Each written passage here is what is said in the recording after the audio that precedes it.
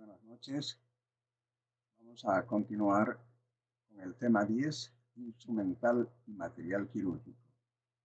La cirugía como arte requiere elementos de trabajo constituidos por instrumentos y materiales con los que se realiza la operación quirúrgica.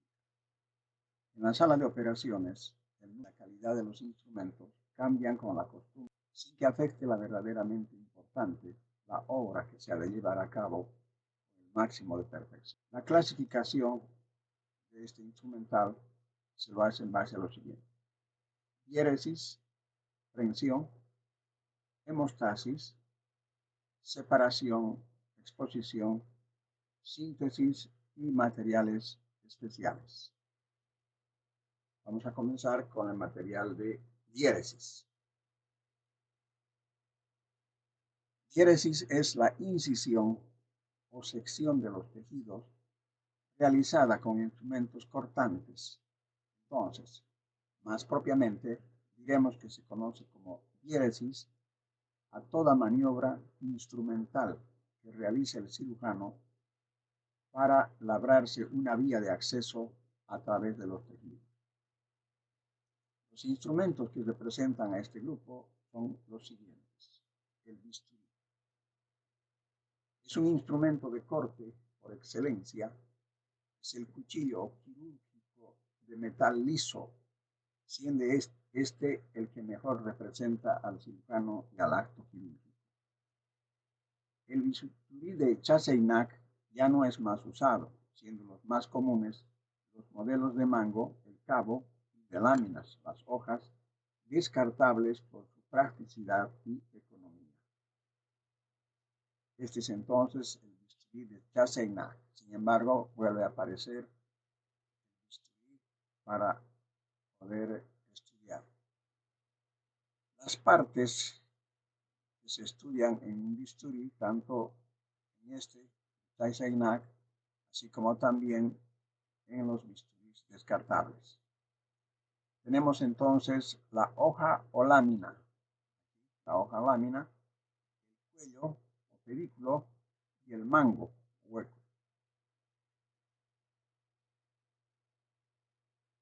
Los otros bisturís se pueden cambiar las láminas y viene en número 3, número 4.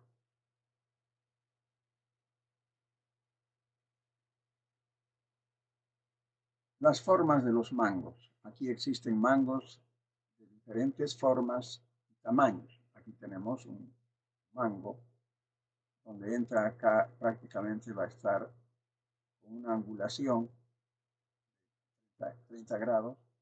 Aquí un mango más grande, mayor al común, al normal, y estos otros que son más pequeños para incisiones más finas.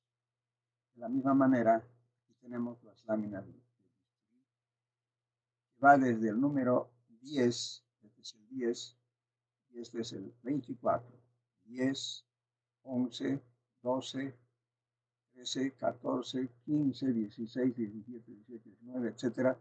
Entonces, cada lámina, entonces, de acuerdo al tipo de cirugía que se va a realizar.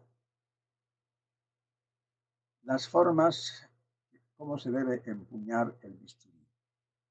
Aquí tenemos la forma de empuñar es como de lapicera. 2, como arco de violín. 3, como cuchillo. 4, como de extrema precisión para incisiones pequeñitas. 5, la floja o bailante. Y 6, con el filo hacia arriba. También es empleado como espátula, también como dilucionador. Entonces son las dos formas de manejar como espátula con la parte del mango y también con la parte cortante. Otro elemento de diéresis de corte son las tijeras. Las tijeras son instrumentos que están destinados a seccionar tejidos desde el plano aponeurótico hacia la profundidad, miden generalmente de 10 a 20 centímetros de longitud, con una relación entre longitud de mango y de hoja de 2 a 1 o de 3 a 1. También tiene sus partes la tijera. Tenemos en primer lugar la hoja o rama de la tijera. Dos, tenemos la parte articular, se llama por eso articulación de tornillo. Luego tenemos la parte larga que corresponde al mango. Finalmente tenemos también las otras partes que corresponden a la sección, a la parte de la sección de las hojas. La punta también de las tijeras, muy importante. En este modelo la punta posee un bisel que le confiere mayor capacidad de penetración y difusión. En C tenemos el lomo de la hoja. Y finalmente en D tenemos el talón del filo. Esas son las partes de una tijera.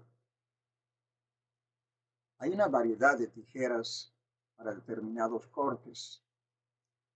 Según la clasificación de las tijeras, según la forma, hay tijeras rectas, hay tijeras curvas y hay tijeras anguladas. Esta, por ejemplo, es una tijera en 90 grados, una tijera en 45 grados, y esta es una tijera curva y esta es una tijera recta.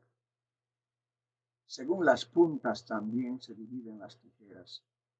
Uno, la tijera roma, así, redondeada. La tijera aguda y una subaguda. La aguda es con una punta más filosa en relación a la subaguda. Otras tijeras son para disección general. Son las que se usan corrientemente para disecar en medio de los tejidos blandos.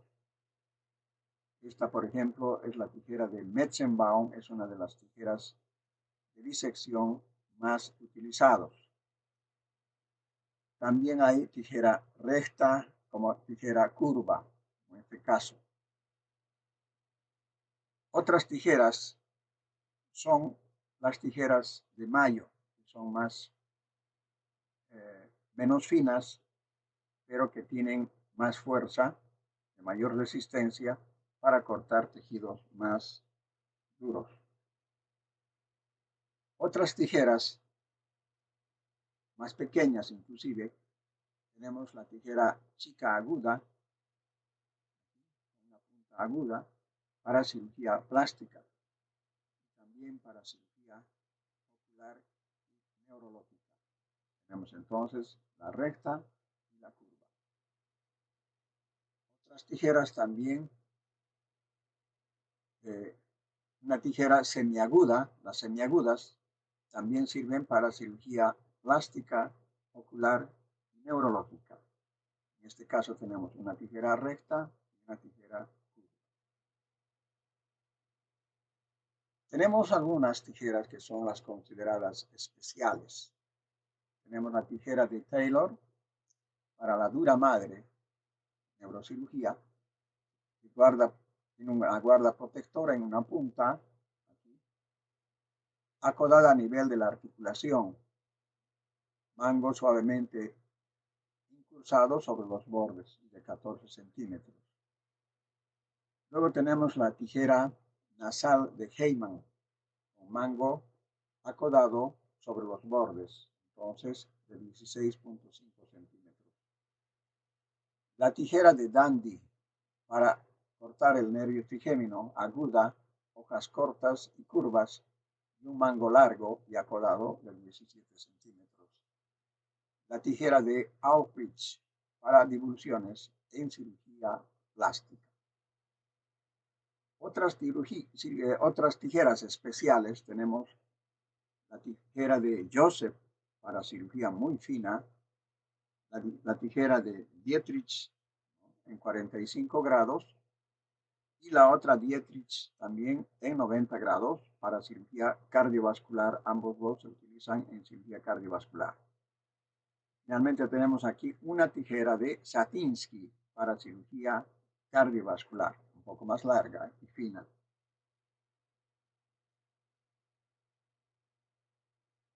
Luego del corte pasamos a los instrumentos de precisión. Los instrumentos de precisión son las pinzas de disección. Hay pinzas de disección con diente y sin diente. Los sin diente también se llaman anatómicas. Tenemos otras tijeras como la de Beckey, la pinza de Mayo, y la pinza de Bangesteen y la pinza de Singley. Otras pinzas de precisión son las pinzas Adson con diente y sin diente. Ya se utiliza mucho en cirugía plástica. Más delicadas las pinzas, tenemos la pinza de Potts, la pinza de Nelson y la pinza de Al de Creutz. Pinzas de anillo y cremallera también son las de precisión. Estos son instrumentos de precisión constante usados para agarrar o traccionar órganos móviles como intestino o pulmón. Tienen por objeto tomar un órgano o un tejido y mantenerlo con firmeza, para lo cual están dotadas de aros digitales con una cremallera. La cremallera es esta, anexa, que traba la pinza una vez cerrada y evita la fatiga. Así tenemos entonces esta, por ejemplo, que tiene la forma casi de un triángulo. Es la pinza Duval. La pinza Duval sirve para agarrar pulmón. Para agarrar pulmón, así no lo lesiona porque es una pinza plana. Otra pinza conocida y utilizada es la pinza de Collin. Esta pinza sirve para agarrar intestino. Y la pinza de Alice, que sirve también para agarrar colgajos y también para agarrar intestino. Esta otra pinza es la pinza de Babcock para asa intestinal, sobre todo para la cirugía de apéndice. La pinza de Forster, que es un transportador de gasas, también en curación en la profundidad, y se puede utilizar también para tomar cuello uterino después del parto. La pinza Cherón. Esta pinza se utiliza en la antisepsia de la piel del paciente al inicio del acto quirúrgico. Pinza de Cherón. Otras pinzas son las pinzas de campo. Estas poseen unas puntas afiladas y enfrentadas que se cierran firmemente y sirven para sujetar los paños de campo sobre la piel durante la cirugía. Las pinzas de campo están destinadas a sujetar las compresas de campo. El más conocido es la pinza de Backhaus, la pinza de Jones y la pinza de Doyen.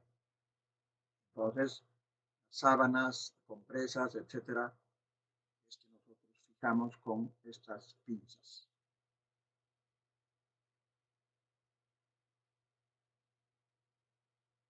Pinzas de hemostasis. Se entiende por hemostasis a toda maniobra que se ejecuta para evitar o cohibir una hemorragia. La hemorragia es uno de los principales problemas durante las intervenciones quirúrgicas porque dificulta la visión y constituye una amenaza para el paciente. Los instrumentos para hemostasis comprenden todos aquellos destinados al pinzamiento de vasos sangrantes. Luego del pinzamiento del vaso se puede anudar con hilo o se electrocoagula. Entre estas pinzas, hemostasis definitiva o supresoras, se pueden señalar a la pinza Kelly, a la pinza Halsted y a la pinza Rochester. Toda pinza hemostática también tiene las siguientes partes. En primer lugar, las mandíbulas, y acá tenemos las cerillas, es una especie de dientes pequeñitos. Tenemos la caja de traba, el mango, la cremallera y tenemos las anillas. Entonces, esta es una pinza típica de demostración. Decíamos que entre estas pinzas se caracterizan la pinza Kelly. Estas tres son las más representativas de las pinzas hemostáticas. La pinza Kelly es una pinza con cerilla. La cerilla está aquí. Solamente en la porción distal de las ramas prensoras son las pinzas más usadas. Hay pinza Kelly recta, pinza Kelly curva. Las pinzas de Halstead presentan una cerilla delicada en toda la extensión de las ramas prensoras. Las Halstead, o también se llaman pinzas mosquito, son usadas en maniobras delicadas y en campos superficiales. La pinza de Rochester es una pinza más fuerte que las anteriores, con cerilla total más grosera. Una pinza característica es la pinza hemostática de Kocher. Esta pinza de Kocher efectúa presas más seguras al aplicar sobre tejidos muy firmes y consistentes para reparar o suspender, por ejemplo, aponeurosis. Que acá en la punta tiene un diente. También se usa para ocluir órganos huecos, por ejemplo, intestino, la parte que va a ser retirado, va a ser extirpado. Pero se usa muy poco para hemostasis, porque los dientes de ratón en las puntas le quitan la delicadeza en la toma de los vasos. Tenemos luego unas pinzas que son las pinzas hemostáticas largas. Es necesario utilizar, sobre todo cuando está en profundidad y cuando el paciente es grande. Entonces usamos pinzas más largas y entre estas tenemos tres representativas: la pinza Mixter, la Moynihan y la pinza Crawford. La pinza Mixter, ¿no?, que vienen en diferentes angulaciones aquí, de 45 grados, de 90 grados, y entonces que sirve para agarrar elementos del pedículo, puede ser hepático, renal, esplénico o pulmonar. De la misma forma, la pinza de Moynihan y la Crawford. Otras pinzas ya son más especializadas. Estas son las pinzas hemostáticas vasculares. Tenemos las siguientes: la pinza de Potts, la pinza de Johns Hopkins, la pinza de Satinsky y la pinza de Berra. Entonces, también existen, aquí tenemos una Libecki curva, son las pinzas hemostáticas vasculares, una Potts recta, aquí un bulldog o también tipo Potts, y el tipo Johns Hopkins, en honor al hospital donde se ha creado esta pinza. El otro grupo de instrumentos corresponde a los instrumentos de separación o exposición. La exposición o separación es una maniobra quirúrgica que permite tener un buen acceso y visibilidad en el campo operatorio, lograda por la fuerza ejercida al jalar por los ayudantes o cualquier miembro del equipo quirúrgico. Se divide entonces en separadores de Faraday, usado mejor para separar piel, tejido celular subcutáneo y músculos del plano superficial. Este es un separador de Langenbeck. Tiene cabo para empuñar y es más largo para llegar a planos más profundos, de diferentes tamaños. Aquí tenemos como con dientes, garras, es el separador de Volkmann. Posee garras entonces en la parte curva, dando más adherencia a los tejidos usados, solo se usa en los planos musculares. Y la característica de este separador es el separador de Doyen, que tiene mayor superficie de separación, bastante ancha y profunda, usada en la cavidad abdominal, muy utilizado para cirugía de fibrabilidad. Otros separadores, tenemos las espátulas para separación. Estas son especiales, son maleables. Esta, por ejemplo, es maleable. Tenemos el separador de Reverdin. Esta es la Reverdin. Esta es la Zapata y esta es el separador de Biber. Este es muy especial, se puede doblar, se vuelve a enrectar. Maleable. Otros separadores móviles muy utilizados son, por ejemplo, la valva suprapúbica. Esta es la valva suprapúbica. Se usa en cirugía de vejiga, se usa en cesárea para separar la vejiga del útero. Tenemos otro separador, el separador de Allison, el separador de Harrington, el de Davidson, que son usados en cirugía de tórax. Esta se usa en cirugía de tórax, Davidson. Otros separadores, tenemos también el separador de Gosset. Hay de diferentes tamaños, para niños y para adultos. Pues el de Gosset se utiliza en cirugía abdominal. Tenemos también el separador de Balfour para abdomen, el separador de fino quieto para cirugía de tórax y el separador de Burford también para cirugía de tórax. 2 para abdomen y 2 para cirugía de tórax. Aquí tenemos entonces, repitiendo, el separador de Gosset, el separador de Balfour, el separador de fino quieto, el separador de Burford para cirugía de tórax, como decía, estos dos, y estos dos para cirugía de abdomen.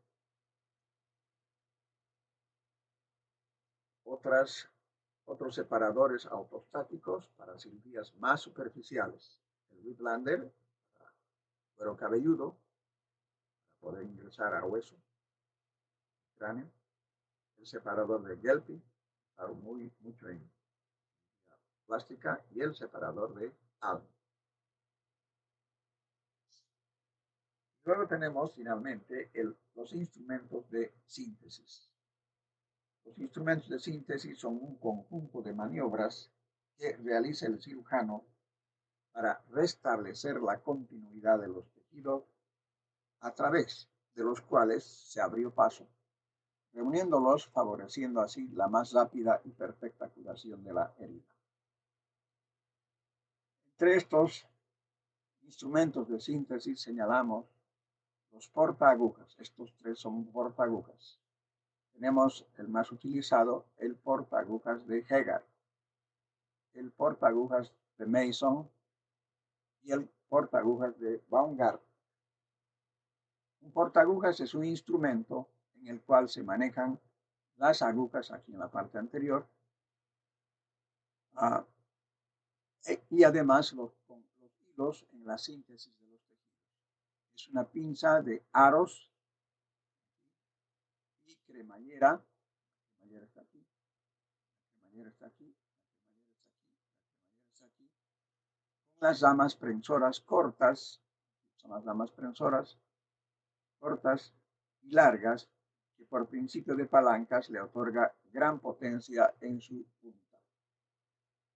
La forma del agarre, del uso, este instrumento es utilizado para realizar la síntesis llevando la aguja en su punta. El uso del portaagujas es muy práctico cuando se quiere unir zonas con mucha resistencia y dureza, disminuyendo así la posibilidad de lastimarse con la aguja. Se utiliza acá, por ejemplo, tenemos uno de los anillos, ingresa el dedo pulgar, luego el anular entra en el otro, finalmente el dedo medio El dedo índice y el medio aseguran a la pinza para hacer el uso del punto. Otra aguja, o mejor, otro portaagujas muy utilizado antes, sin embargo, está volviendo nuevamente a utilizarse por su practicidad. Es el portaagujas de Mathieu. Esta tiene una cremallera aquí, en la parte posterior o retrógrada, y que es abierta con el mismo movimiento de presión que la sierra. Y aquí lleva entonces la aguja. Estos instrumentos deben ser manejados con los dientes de la cremallera aquí, girados para fuera de la palma de la mano, así como está acá en el ejemplo. De lo contrario, se pueden romper los guantes con los movimientos.